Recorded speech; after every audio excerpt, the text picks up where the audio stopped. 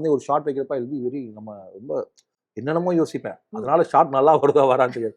To find the purpose of the short I spend lot of time. ஏன் இந்த lens போடுறோம், அது போடுறோம், இது போடுறோம், அது இன்னும் எப்படி டெக்கரேட்டிவா மாற்றலாம், எப்படி லைட்டிங் பண்ணலாம், ஏன் இதை பண்ணுறோம், அது விஷுவலாக கம்யூனிகேட் ஆகுது இல்லையோ என் மைண்டுக்குள்ளே இவ்வளோ லேயர்ஸ் இருக்கும்.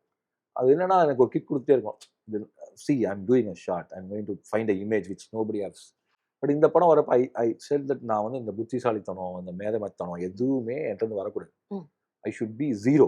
லைக் நான் ரொம்ப மினிமலாக இதை அப்ரோச் பண்ணோம் அப்படின்னு முடிவு பண்ணிட்டேன். ஆனால் அங்கே போனால் அவ்வளோ பயம். மினிமலாக அப்ரோச் பண்ணுறப்ப நம்ம பண்ணுறது சரியா தப்பா, சரியா தப்பா, ஒவ்வொருத்தரையும் இந்த படம்லாம் கேட்டிருப்பேன். கரெக்டாக தானே போயிட்டு இருக்கு. ஏன்னா was doing something which I never tried.